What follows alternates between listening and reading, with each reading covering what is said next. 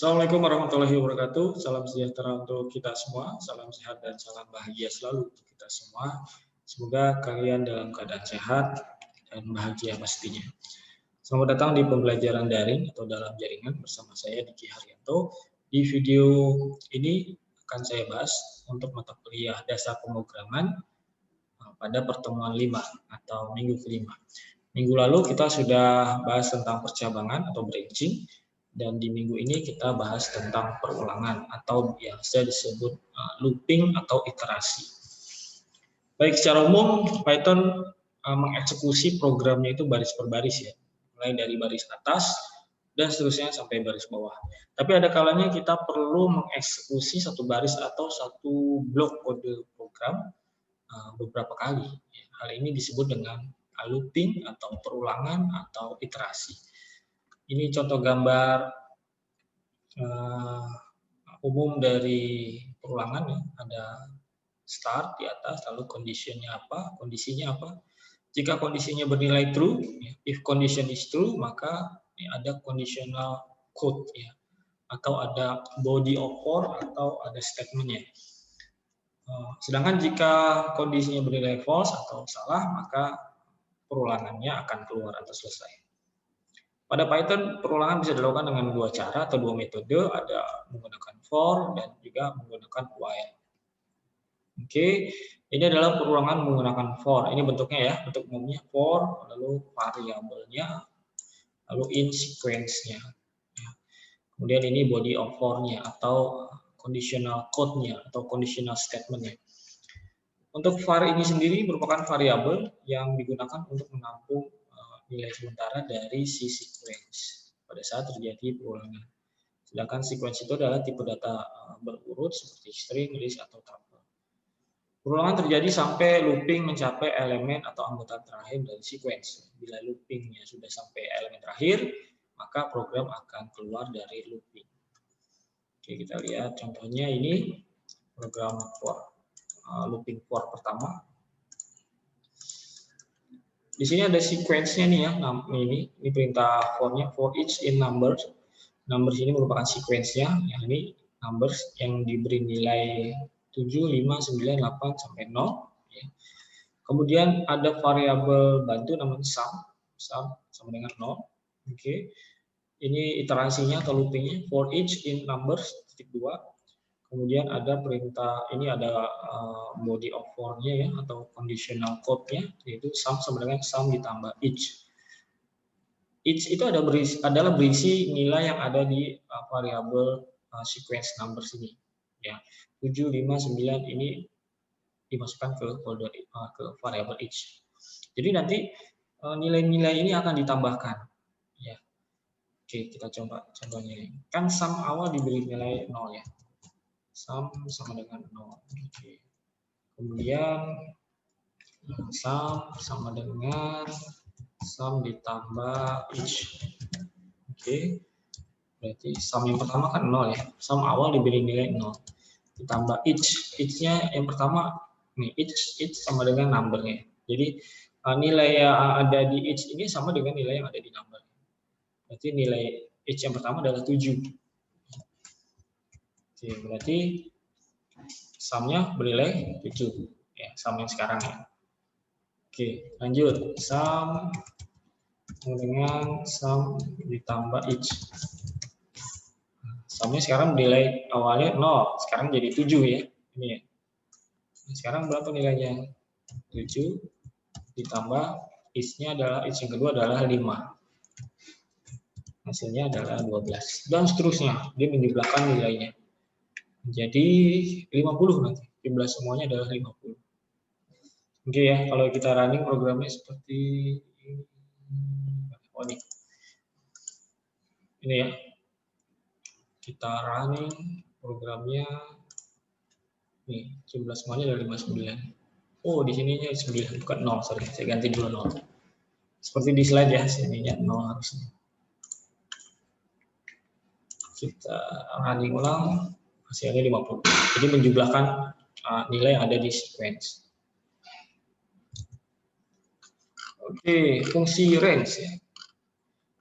Range dapat digunakan untuk menghasilkan deret bilangan. Range 10 akan menghasilkan bilangan dari 0 sampai 9. Jadi ada 10 bilangan, dimulainya dari 0. Kita juga bisa menentukan batas bawah, batas atas, dan juga intervalnya dengan format ini ya. Nanti kita coba batas bawah, koma, batas atas, koma, intervalnya. Bila interval dikosongkan, maka nilai defaultnya 1 yang akan digunakan. Jadi bertambah 1. Ini contohnya ya. Yang ada di slide halaman 5. Ini contoh range saya ada buat. Range-nya 0 sampai 10 nih. Ya. Lalu print list range. Ya. Kita coba running. Oke. Ini pertama 0 sampai 10 nih. Kalau yang ini yang listnya ya. Range list ini pakai list ya. List range 10 berarti dari 0 sampai 9 ya, ada 10 digit ya. 0 sampai 9.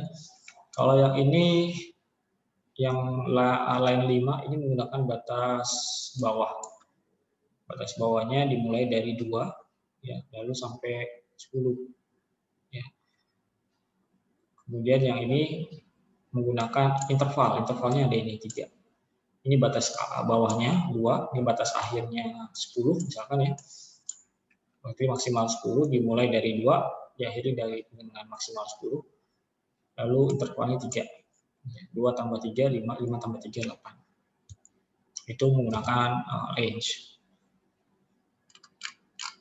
Lanjut, nah ini. Kita bisa menggunakan fungsi range dalam perulangan menggunakan for untuk iterasi bilangan berurut. Nah, ini dengan cara mengkombinasikan fungsi range dengan fungsi len atau len. Berfungsi untuk mendapatkan panjang atau jumlah elemen suatu data sekuensial atau data yang berurut.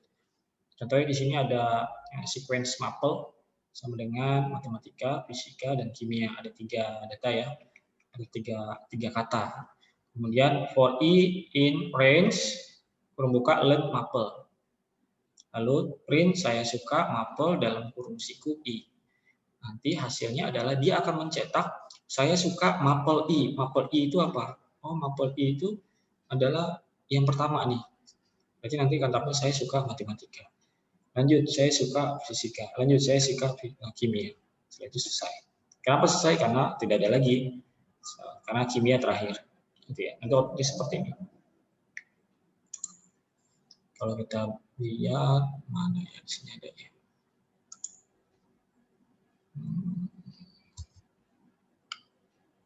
Maple. Oh, nggak ada yang belum saya buat. Oh nih, sorry, ada dibuat. Kita klik kanan, run. Contoh for lagi. Nah, ini. Oke ya. Ini yang slide halaman 6. Lanjut kita menggunakan metode atau bentuk yang kedua yaitu yaitu while. Tadi sudah for ya, sekarang kita ke while. Bentuknya berbeda dengan for ya pasti karena berbeda juga fungsinya. Perulangan menggunakan for akan menjalankan blok pernyataan terus-menerus selama kondisinya bernilai true. Bentuknya ini while, lalu expression-nya titik 2, lalu statement-nya atau ibaratnya ini adalah decision code-nya kalau bernilai true. Oke ya. Di sini statement atau statements artinya beberapa ya, kalau bisa satu bisa beberapa. Ekspresi merupakan ekspresi atau kondisi apa saja. Dan untuk bilangan selain 0 dianggap true.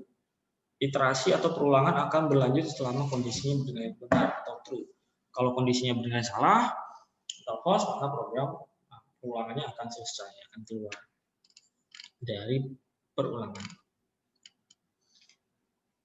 Oke, ini bentuknya ya, condition-nya, ini condition code-nya, if true maka dikerjakan condition code-nya, balik lagi ke condition, terus berputar-putar sampai dia bernilai false, kalau false dia selesai, seperti itu.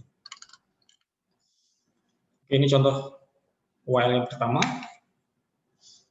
count sama dengan 0, variabel count diberi nilai awal 0, while, kurung buka, count lebih kecil 5, tutup kurung, titik 2, print atau cetak, the count is koma count. Ya. Lalu cetak juga count is berapa? Count sama dengan count ditambah 1. Setelah itu cetak goodbye. Oke, tampilnya nih, the count is 0. The count is 0. Kenapa 0? Karena nilai pertamanya adalah 0, si count-nya. 0 apakah lebih kecil dari 5? True atau false? True ya. Kalau true maka dia akan dijalankan ini, conditional code-nya.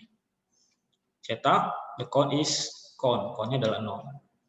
Lalu ada ini, penambah nilai count-nya. Count sama dengan count ditambah 1. Count-nya tadi 0. 0 ditambah 1, count-nya menjadi 1. 1 lebih kecil dari 5, true. Karena 1 lebih kecil dari 5. Maka the count is, count yang kedua adalah nilainya 1. Dan seterusnya sampai 4, ya. Count sama dengan count ditambah 1. 4 ditambah 1, 5. 5 lebih kecil lebih kecil dari 5, jawabannya false. Salah ya, karena 5 sama dengan 5, lebih kecil dari 5. Makanya dia goodbye. Selesai. Oke ya, itu penjelasan dari skripnya. Kita lihat ini ya. Kita jalankan while-nya. Kalau kita buat sampai ininya 10, berarti nanti dia sampai 9. Nah, ini 9. Oke ya. Itu while yang pertama, yang sederhana. Oke. Ada juga disebut dengan infinite loop. Jadi sebuah kondisi di mana loop selalu benar dan tidak pernah salah. Disebut loop tidak terbatas atau infinite loop. Terkadang hal ini menjadi sebuah masalah, tapi sering juga infinite loop itu berguna. Contohnya untuk program client server di mana server perlu menjaga komunikasi tetap hidup dan tidak terputus. Contoh di program while yang tadi, bila kita lupa menuliskan ini count sama dengan count ditambah 1, maka hasilnya terus 0 terus. Sampai kita stop, maka dia akan stop. Contohnya ini kita hapus ini. Ya. Kita running. Ini terus dia akan terus count is 0 dan seterusnya. Kenapa? Karena tidak ada karena si kondisinya ini selalu bernilai 0. Ya, karena count-nya kan 0 terus. Maka cetak 0 terus. Setelah itu kita stop. Oke ya, itu contoh yang dinamakan infinite loop. Oke, kendali looping. Oke, kendali looping ini umumnya akan berhenti bila kondisinya sudah bernilai. Kalau looping umumnya berhenti kalau nilainya sudah bernilai salah ya, kalau looping. Nah, tetapi seringkali kita perlu keluar dari looping di tengah jalan, tergantung keperluan ya. Walaupun nilainya masih benar, ya, kondisinya masih true. Hal ini bisa kita gunakan menggunakan kata kunci break dan juga menggunakan continue. Kalau break itu berarti selesai gitu ya, atau berhenti. Kalau continue itu berarti lanjutkan. Ya, contohnya seperti ini. Ini yang break ya. Kita contohkan yang break. Nah, ini. Ini masih. Oke, di sini ada for, kita menggunakan for ya untuk yang break dan continue. For letter in Python programming. Ya, jadi ada variable, ini sequence-nya, isinya. If letter, jika di variabel ini nilainya ada yang G, maka break selesai. Dia akan mencetak huruf demi huruf dari P sampai G akhir ini. Tapi ketika ada huruf G, dia harus break, harus selesai. Ya, kita contohkan ya. Kita coba. Ya, yang tercetak hanya P Y T O E N P R O. Ya, nggak sampai akhir. Kenapa? Karena ada huruf G. Ketika ingin mencetak huruf G, di sini ada if letter sama dengan G, maka break. Ya, selesai. Itu fungsi dari break. Ya. Yang kedua adalah continue. Continue itu melengkapi atau melanjutkan ya. Kita ganti di continue. Kita coba cek hasilnya bagaimana. PYTONPRO. J-nya nggak ada. Harusnya kan habis O, setelah O, J dulu, baru R. Sama juga di belakang. Di belakang kan harusnya ada J. Jadi dia melengkapi atau melanjutkan. Ketika ada huruf G yang akan dicetak. Itu ya, itu perbedaan break dengan continue.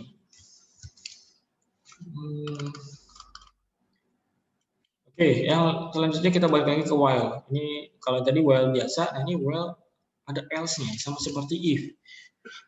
Nah, Python mendukung penggunaan else sebagai pasangan dari while. Blok pernyataan else hanya akan dieksekusi bila kondisinya bernilai salah, while-nya itu bernilai salah.